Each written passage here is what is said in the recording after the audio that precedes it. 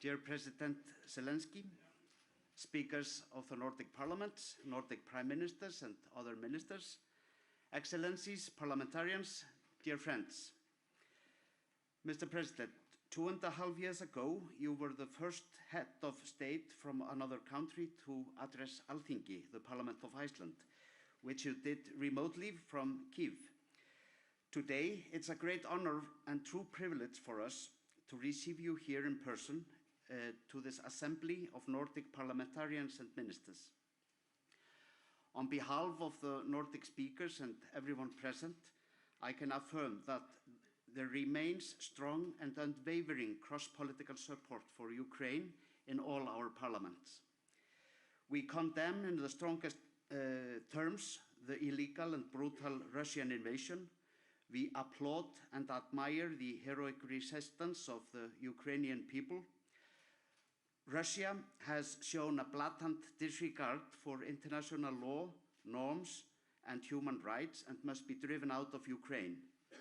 Furthermore, Russia must be held accountable for its illegal invasion, heinous war crimes, and the destruction it has brought upon the brave people of Ukraine. This year is historic for the Nordic countries in terms of security. After Sweden joined NATO in March, all the Nordic countries are now members of the alliance. This development is a direct response to the invasion of Ukraine and a dramatic shift in Europe's security landscape. I believe that the future NATO membership for Ukraine is a key to ensuring security and peace, not only for Ukraine, but for the whole of Europe. Mr. President, we all look forward to hearing your statement, but first we will hear a word of welcome from the President of the Nordic Council, Bryndís Haraldsdóttir. Please, take the floor, Bryndís.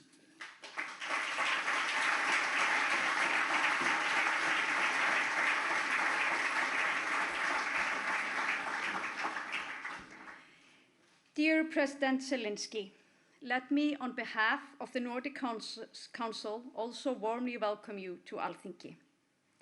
We are a close community of Nordic countries bound together by common history and culture, and in modern times by our shared values of liberal democracy, human rights, and the rule of law. We are committed to safeguard and promote international law and respect for sovereignty and uphold international rule-based order.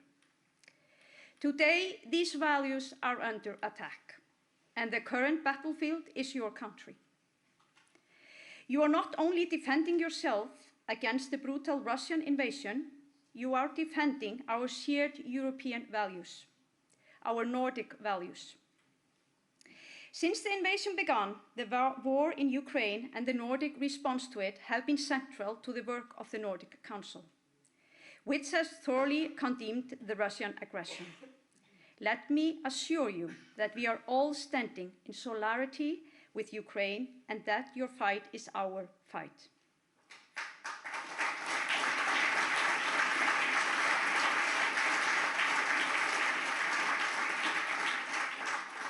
Mr. President, it is a great honor for the Nordic Council to have you as our speaker here in front of the parliamentarians and ministers from our 8 countries and other esteemed guests.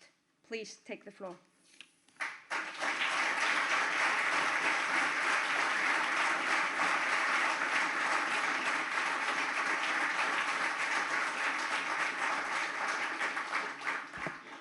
Thank you very much for your words, for an invitation. Great honor to be here, Mr. Speaker, Madam President, dear friends, ladies and gentlemen.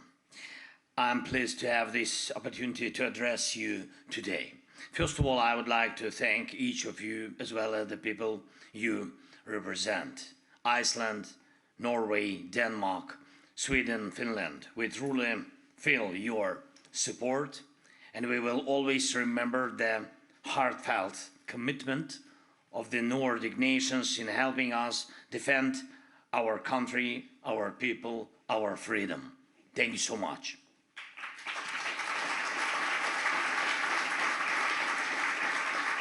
Your support is one of the strongest in the world. It's true. here in Iceland, and especially in this historic Alþingi building, one can distinctly sense what it means to value time. It becomes clear how important it is for a society to grow and preserve its best qualities, not just for years, but for our generations. Your respect for freedom, human life, and the environment reflects the time you've had to live in peace, build your culture, and preserve that unique spirit found only in the Nordic countries. You have had this precious time in peace. Ukraine too had the right to such time. Our people, our strong people, deserve generations of peace, a time to live, to develop our culture, and to freely share with the world what makes Ukraine unique. Not a temporary pause of the horror that Russia, Putin, and their aggression has unleashed, nor a few years of quiet before the next Russia's invasion, and certainly not a lifetime under the will of some madman in the Kremlin. Ukrainians have the right to true and lasting peace, and I thank you for helping us achieve it. Without you, we wouldn't have been able to stand strong. Thank you for all your help.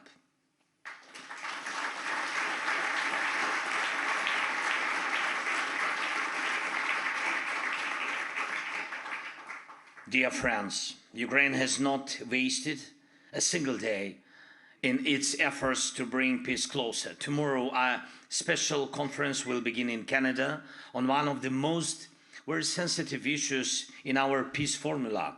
The Ukrainian team and many of our partners will work on the matter of bringing back Ukrainian children who were taken by Russia. This is one of the most painful aspects of this terrible war. And we are talking about tens of thousands of children who were abducted by Russia from Ukraine's occupied territories. For some of these children, we know where they are, what condition they are in, and the ways they are being taught to forget Ukraine.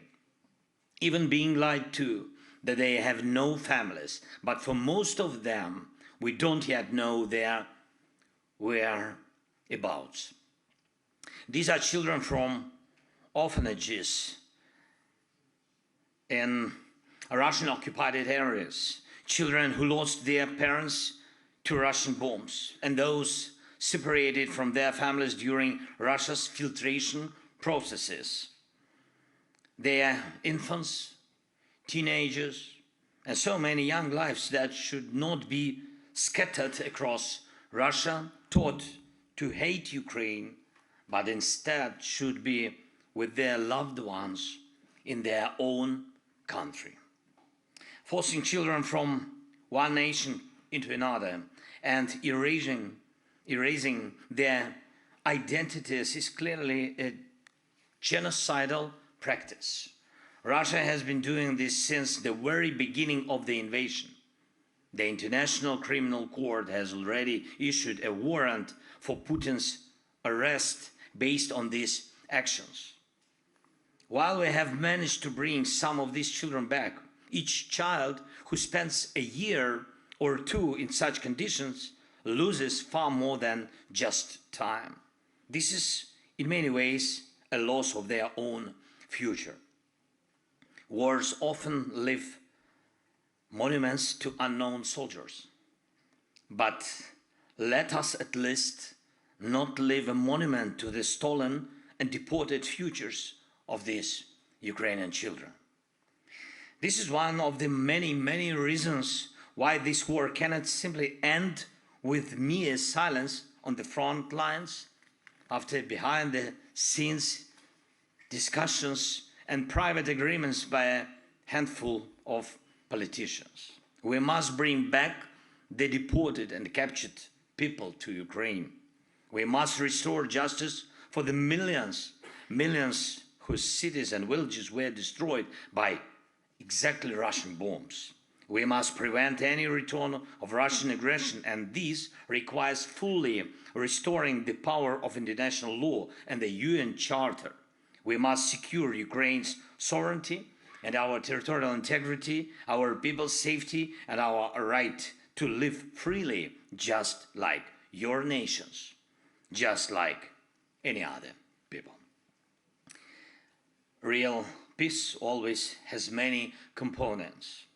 It means addressing the needs of both people and security. We have all the answers necessary for this, and I am grateful to your countries and all our partners who support Ukraine's victory plan.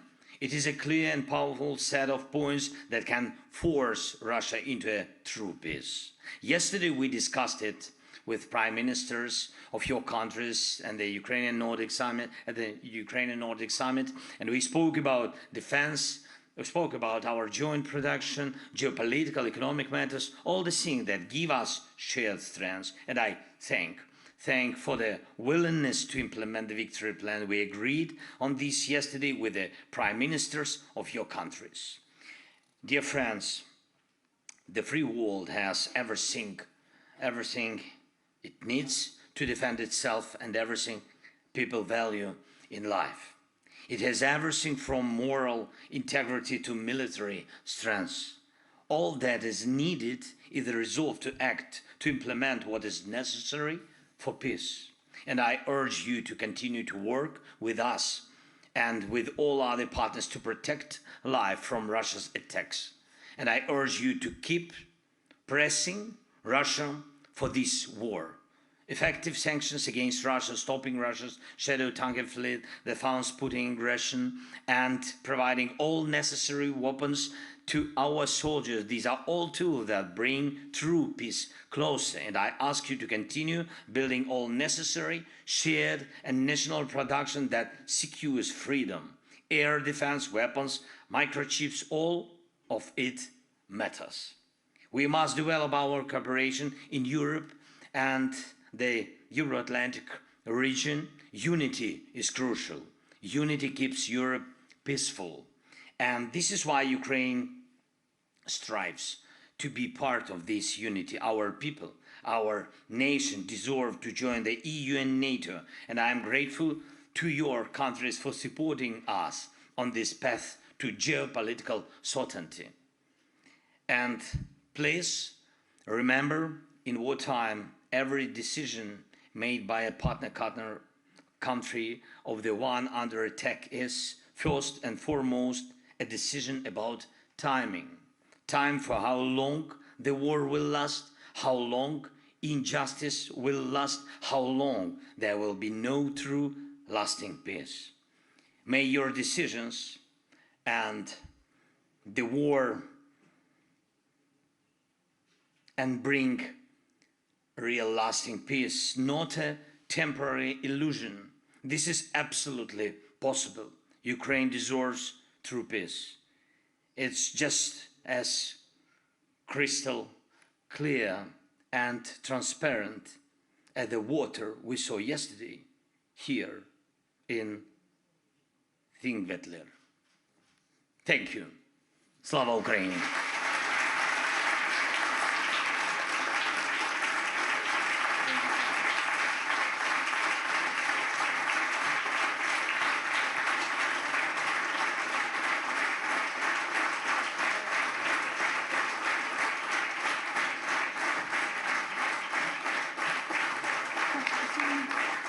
May I ask the